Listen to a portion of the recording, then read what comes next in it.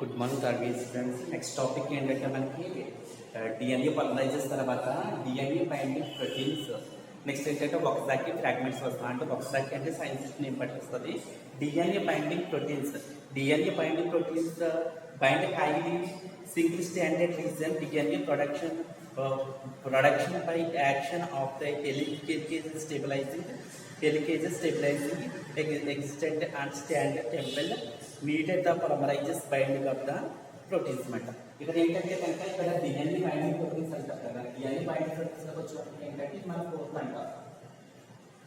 ఈ ఫోర్త్ అంటారు అంటే ఇక్కడికి వచ్చినప్పుడు ఏంటంటే టెంపుల్స్ ఉంటాయి. అంటే ఇక్కడ 3 బ్యాండ్ ఇక్కడ వచ్చినప్పుడు 5 బైండ్ అవుతుంది అనమాట. ఇక్కడ 3 బైండ్ అయితే 5 బైండ్ అవుతుంది, 5 బైండ్ అయితే 3 బైండ్ అవుతుంది. ఇక్కడ ఏముంటుందంటే కనుక హెలికేజెస్ ఉంటారు.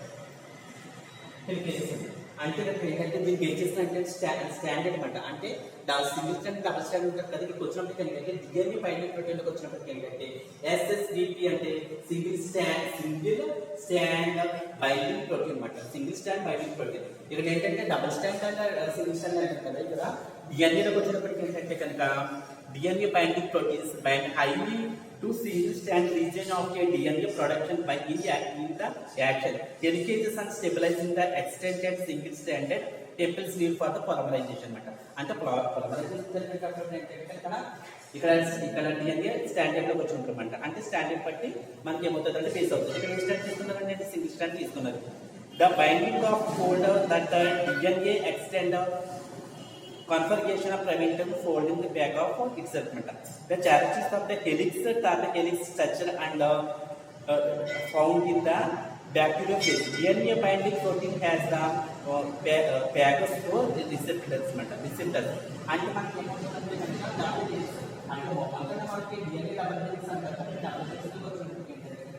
ఇక్కడ ఏ స్టాండర్డ్ తీసుకున్నారంటే సింగిల్ స్టాండర్డ్ లో తీసుకున్నారన్నమాట. అంటే సింగిల్ స్టాండర్డ్ లోకి వచ్చినప్పుడు the characteristic helix turn helix structure of also found in bacteriophage అంటే ఎక్కడ తీసుకున్నారంటే ఇక్కడ బ్యాక్టీరియోఫేజ్ లో తీసుకున్నప్పుడు సింగిల్ స్టాండర్డ్ డిఎన్ఏ అన్నమాట. ఓకేనండి.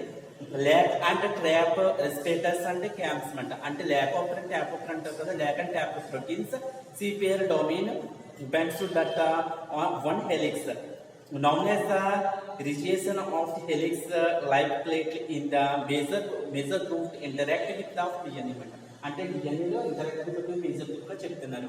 ఓకేనండి. The reasons the helix are to homodominance factors holding the interaction the exchanging the this is of the DNA binding specific interacted with the specificity of interaction with the demonstration interaction with demonstrations. This DNA binding specific single strand DNA is a structure and SSPM replications of the times and that untempered single strand DNA for secondary structures and interpret the movement of DNA polymerase peptide required polypeptide responsible cellular locations. అంటే ఏంటంటే DNA replication జరిగేటప్పుడు ఏంటంటే synthesise జరుగుతుంది కదా. Synthesise జరిగేటప్పుడు ఏంటంటే ఇక్కడ అంటే సింథసైజ్ జరిగేటప్పుడు ఏంటంటే అక్కడ బ్యాండింగ్ పేర్ చేసిందన్నమాట. అంటే సింగిల్ స్టాండ్ డబుల్ స్టాండ్ అంటే ఇక్కడ మనకి ఏంటంటే కనుక ఎస్ఎస్ అంటే కనుక సింగిల్ స్టాండ్ అంట. డిఎస్ అంటే మనకి ఏమంటారు అంటే డబుల్ స్టాండ్ అంటే.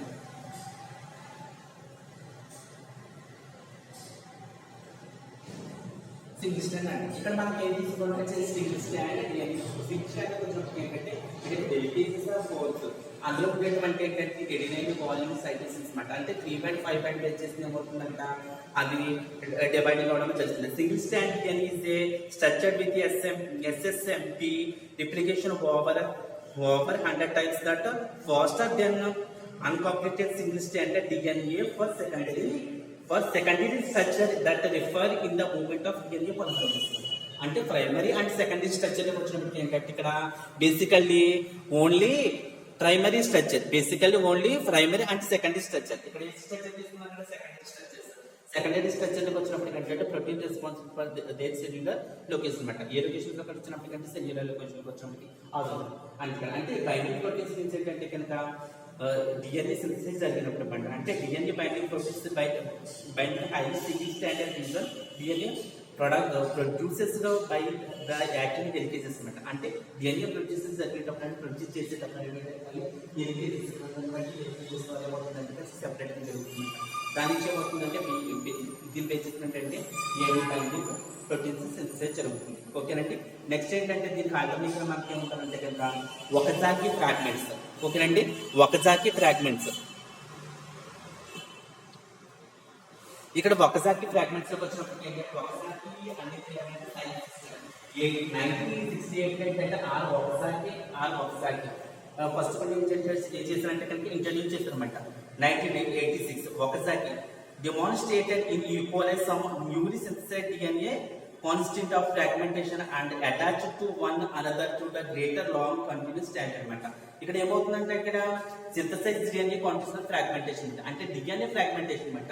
అంటే డిఎన్ఏ ఫ్రాగ్మెంటేషన్ జరిగేటప్పుడు ఏమవుతుందంటే కనుక న్యూలీ సింథసైజ్ అంటే కొత్తగా జరిగేటప్పుడు అనమాట. అంటే ఇక్కడ సంశ్లేషణ జరిగిన తర్వాత సింథసైజ్ జరిగిన తర్వాత ఏమవుతుందంట న్యూ అంటే కొత్తగా మనం ఏంటంటే ఓల్డ్ స్టాండర్డ్ ఇది ఓల్డ్ అండ్ న్యూ అంటామన్నమాట. అంటే ఓల్డ్ అంటే పీరియడ్ స్టాండర్డ్ అండ్ న్యూ అంటే కనుక డాక్టర్ స్టాండర్డ్ అని చెప్తాం కదా. అంటే మనకి ఎలా చెప్తాం కదా, ఇది ఓల్డ్ అంటాం, ఇది ఏంటంటే న్యూ స్టాండర్డ్ అంటారన్నమాట. అంటే సింథసైజ్ వచ్చినప్పుడు అంటే ఓల్డ్, ఇది ఏమవుతుందంటే సింథసైజ్ జరుగుతుంది రిజల్ట్ అనమాట. ఓకేనండి. ఇక్కడ synthesized DNA constant fragmentation later attached to one another generated a long continuous standard మాట. ఏంటంటే attached to ఏమవుతుందంటే ఇక్కడ ఏంటంటే attached ఇది ఏంటంటే న్యూలీ సింథసిస్ జరిగినటువంటి ఇక్కడ అటాచ్ జరుగుతుందన్నమాట. ఇది ఓల్డ్ అంటే న్యూ అది పేరెంటల్ అండ్ డాటర్స్ మాట.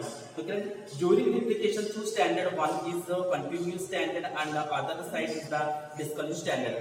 ఏమవుతుందంటే కనుక న్యూలీ సింథసిస్ జరిగిన తర్వాత ఒకటి ఏంటంటే కంటిన్యూస్ స్టాండర్డ్, ఇక్కడ ఏంటంటే అన్కంటిన్యూస్ స్టాండర్డ్ అనమాట. అంటే వాట్ కంటిన్యూస్ స్టాండర్డ్ అవుతుందంటే కనుక రెండు వచ్చినట్టుగా ఏంటంటే what uncontinuous standard called lagging standard.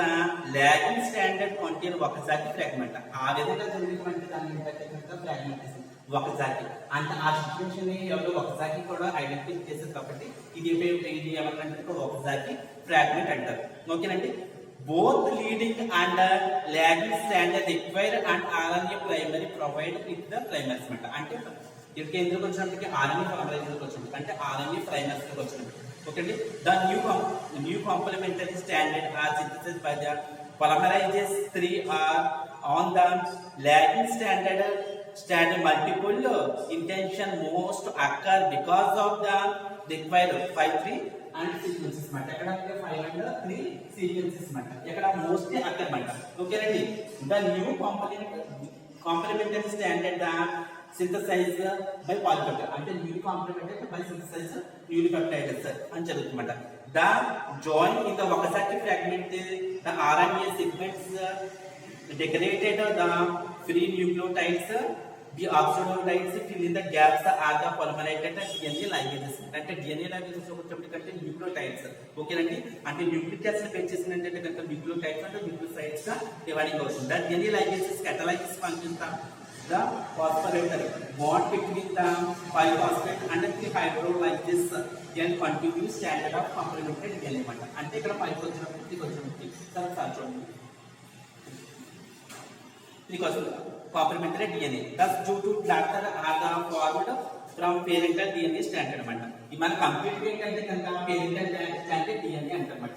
ఇది న్యూరోసైన్స్ వచ్చినప్పుడు ఏంటంటే కనుక ఇది parental స్టాండర్డ్ డిఎన్ఏ. మళ్ళీ దీనికి ఏమవుతుందంటే న్యూరోసైన్స్ గా జరుగుతుందని చెప్తున్నారు. ఓకేనండి. మనకి ఇది ఏమవుతుందంటే కనుక ఒకసారి ఫ్రాగ్మెంట్స్ వచ్చినప్పుడు డిఎన్ఏ సింథసిస్ జరిగేటప్పుడు ఏమవుతుందంటే కనుక ఇక్కడ ఫ్రాగ్మెంటేషన్ జరిగేటప్పుడు అంటే డిఎన్ఏ ఫ్రాగ్మెంటేషన్ జరిగేటప్పుడు దాన్ని ఐడెంటిఫికేషన్ చేసేటప్పుడు అంటే doctors and old and new అంటారు. అంటే న్యూలీ సింథసిస్ జరుగుతుంది. ఎవరు ఐడెంటిఫై చేస్తారు ఒకసారి ఇయర్ మన 1986 లో. ఓకేనండి. అంటే డిఎన్ఏలో ఇన్ఫెక్షన్ జరిగేటప్పుడు ఏంటంటే కనుక జరిగేటప్పుడు ఇది పొలిమరైజెస్ 3 మాట. ఎన్ని రోజులు జరుగుతుంది ఇది ఐడెంటిఫై చేస్తే పొలిమరైజెస్ 3 మాట. అంటే డిఎన్ఏ అండ్ ఆర్ఎన్ఏ పొలిమరైజెస్ వచ్చినప్పుడు ఏంటంటే ఒకసారి కన్సిస్టెన్సీ కలుగుతుంది అనమాట. ఓకేనా. ఇది వచ్చినప్పుడు పేరెంట్ నెక్స్ట్ ఏంటంటే డాక్టర్ మాట. ఇది న్యూలీ సింథసిస్ జరుగుతుంది. ఓకేనండి. ఇది మీకు ఏంటంటే ఒకసారి ఫ్రాగ్మెంటర్స్ అవుతుంది. మీకు దీనికి ముందుకు ఏమంటారంటే బైండింగ్ ప్రోటీన్స్ అంటే binding single stand binding proteins అవుతుంది. మనకి ఇక్కడికి వచ్చినప్పుడు ఏంటంటే ఒకసారి ఫ్రాగ్మెంట్స్. ఈ 2 కూడా మీకు ఏమవుతుందంటే షార్ట్ కట్ అవుతుంది. ఓకేనా. బైండింగ్ ప్రోటీన్స్ ఆర్ ఒకసారి ఫ్రాగ్మెంట్స్ అంటారు. ఓకేనండి. ఈ 2ని మీరు కంపేర్ చేసుకుని మీరు చదువుతూ ఉండాలి. ఓకే, ఇదంతా కూడా ఏంటంటే డిఎన్ఏ పొలమరైజెస్ అండ్ ఆర్ఎన్ఏ పొలమరైజెస్ వచ్చినప్పటికి ఏంటంటే కనుక డిఫరెంట్ రేట్లకు వచ్చినప్పుడు జరుగుతుంది. ఓకేనండి, ఇది మీకు బాడీ కిందకి వచ్చినప్పటికి ఏంటంటే 4th స్టెప్ 3rd స్టెప్ అవుతుంది. మీకు పొలమరైజెస్ తర్వాత వచ్చేటువంటి క్వశ్చన్ ఏంటంటే ఇవి అన్నమాట. దీనికి షార్ట్ క్వశ్చన్ కదా, బట్ డిఎన్ఏ పొలమరైజెస్ వచ్చినప్పటికి ఏంటంటే ఎస్ఐ కార్డ్ వచ్చినమాట, proof of semi conservation application కి అది వచ్చినప్పుడు నెక్స్ట్ టాపిక్ అవుతుంది. ఓకేనండి, ఓకే, ఈ రోజు మళ్ళీ మనం చెప్పింది ఏంటంటే డిఎన్ఏ బైండింగ్ ప్రోటీన్స్.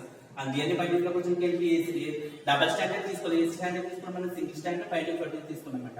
ఓకేనండి, అక్కడ ఎల్కేజెస్, అక్కడ ఎల్కేజెస్ అంటే 4th అంటే ఎడెనిక్ వన్ సైడ్స్ మనం దాన్ని బేసికల్ గా చేసుకుని చెప్పుకున్నాము. తర్వాత ఏంటంటే ఒక సెకండ్ ప్రాక్టీస్ ఉంటుంది. ఇప్పుడు 1968 ఒకసారి. ఓకేనండి, ఇది కూడా ఏం చేశారంటే కనుక ఇక్కడ పొలమరైజెస్ 3లోకి వచ్చినప్పటికి ఏంటంటే సింథసైజ్ గురించి తెలుసుకున్న తర్వాత డిఎన్ఏ పొలమరైజెస్ 1, డిఎన్ఏ పొలమరైజెస్ 2, డిఎన్ఏ పొలమరైజెస్ 3. ఓకేనండి, పొలమరైజెస్ వచ్చినప్పటికి ఏంటంటే first doctors DNA formed from parent DNA standard అనమాట. అంటే డాక్టర్స్ ఎక్కడి నుంచి కంటిన్యూ అవుతుందని పేరెంట్ అంటే మనకు కూడా చెప్పుకుంటాం కదండి, ముందు జనరేషన్ నుంచి ఏమవుతుందంటే నెక్స్ట్ జనరేషన్ అంటే పేరెంట్ జనరేషన్ అంటే చిల్డ్రన్ జనరేషన్స్ వస్తారంటే ఒక జనరేషన్ ఇంకో జనరేషన్ రావాలంటే కనుక కంపల్సరీ ఏం జరగాలంటే కనుక న్యూలీ సింథసైజ్ జరగాలన్నమాట. ఓకే, నాకు సింథసైజ్ జరిగితే మనకి ఏంటంటే కనుక అదర్ జనరేషన్ రావడం జరుగుతుందన్నమాట. అలాగే ఏం చెప్పాలంటే కనుక ఒకసారికి ఫ్రాగ్మెంట్ ద్వారా మనకి ప్రూవ్ చేయడం అనేది జరిగింది. ఓకేనండి, ఈ 2 క్వశ్చన్స్ ఏమవుతాయంటే కనుక మీకు షార్ట్ క్వశ్చన్ కింద అవుతుంది. Okay, thank you.